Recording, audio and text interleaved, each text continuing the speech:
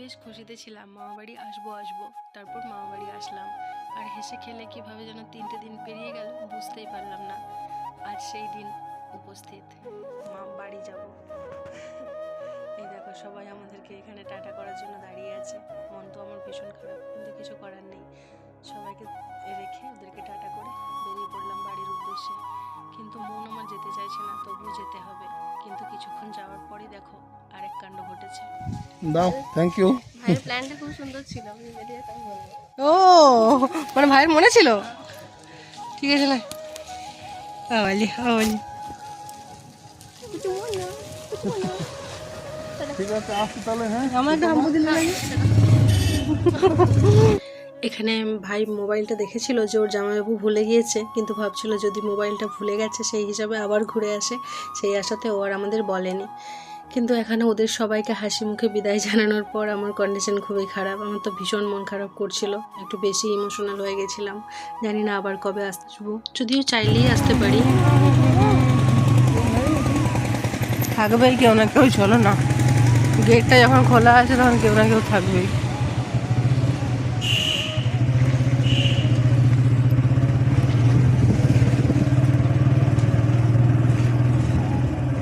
কেউ নেই?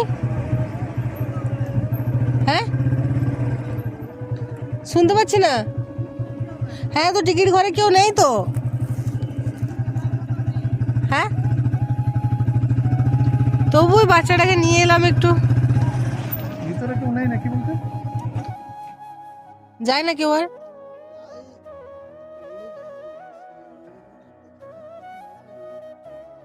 বাইক নিয়ে যাওয়া যাবে?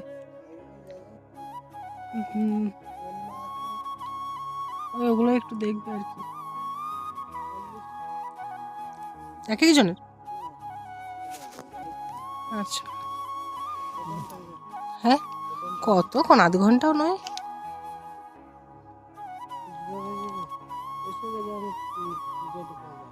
ঠিক আছে।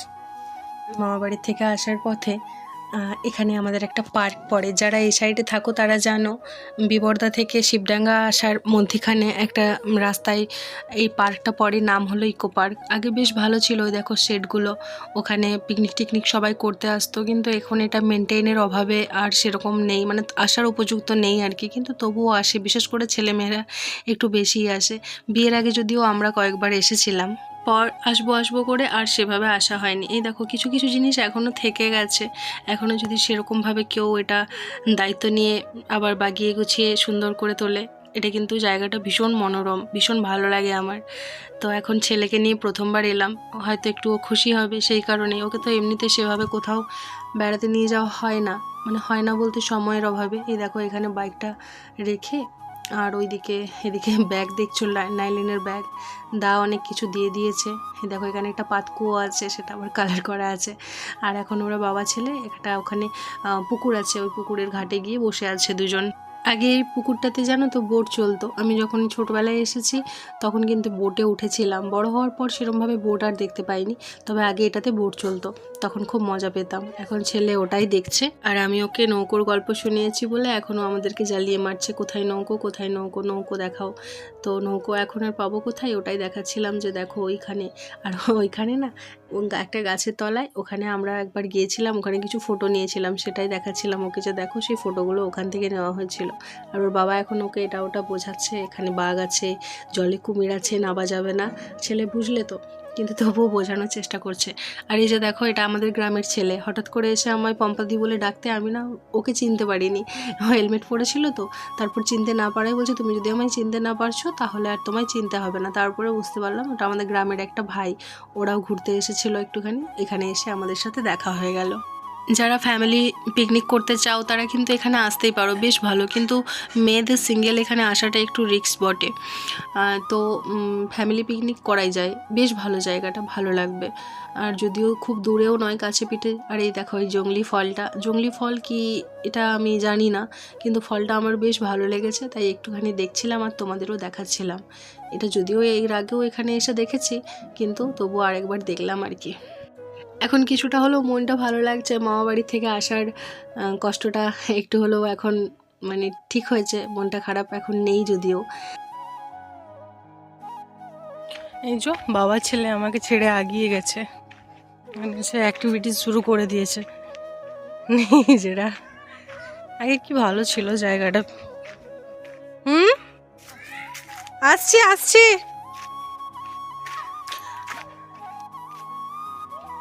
কোনটা বাবা?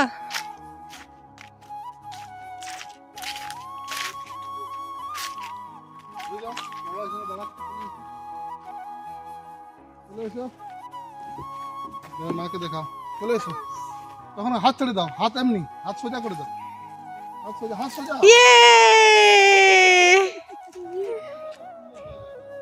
খেও না, খাবার নয় কিন্তু, দেখবার। দেখো কেমন, তোমার পছন্দ হয়েছে? সোয়েটার টুপিটা খোলো বাবা।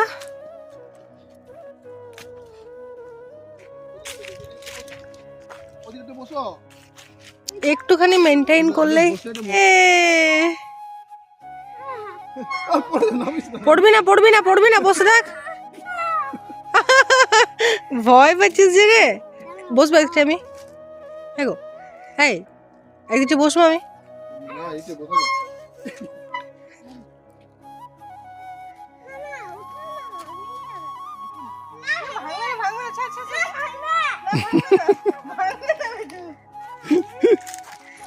পরে তুই উঠতো।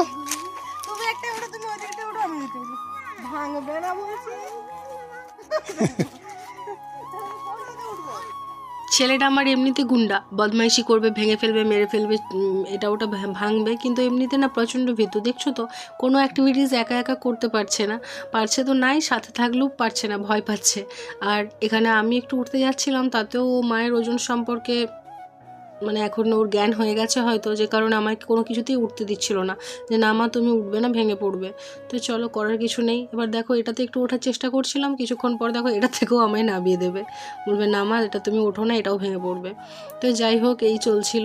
তো বেটুর সাথে এখন মজা করতে বেশ ভালোই লাগছে। আর আমি এখন দোলনাটা দেখতে পেয়েছি। দোলনায় ওঠার আমার ভীষণ শখ, আমার দোলনাতে বসতে ভীষণ ভালো লাগে। তুই এটা বসবি, এটা বসতে দে না আমাকে।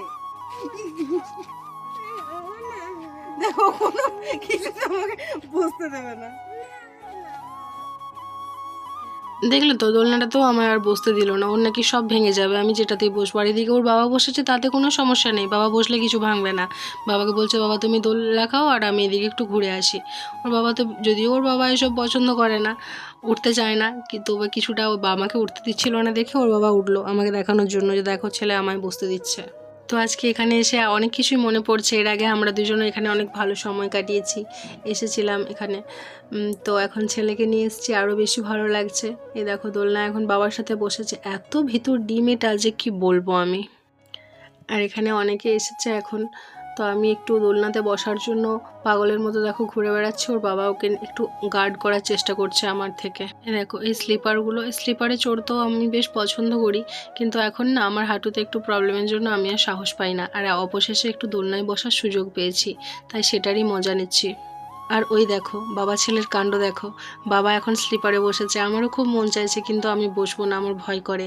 এই দেখো পিছনে প্যান্টে খুব নোংরা লেগে গিয়েছে। আর এখন আমি দোলনাতে দোলা খাচ্ছি, আর ওর বাবাকে বলছি আমার একটু ভিডিও বানিয়ে দাও, যেন এটা পরে দেখে দেখেও আমি খুশি হতে পারি। আর এখন তো আমি ভীষণ মজা পাচ্ছি, কারণ এখন বেটু আমায় ডিস্টার্ব করছে না।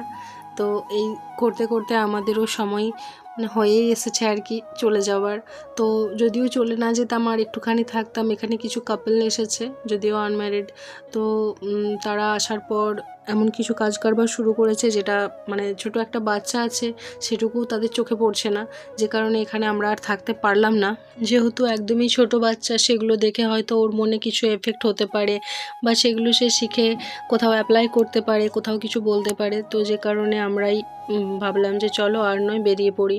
মামাবাড়ি থেকে আসার পথে মন খারাপ নিয়ে একটা এত ভালো সময় কাটালাম যে কি বলবো, যদিও সেটা রাস্তার ধারে একটা জঙ্গল।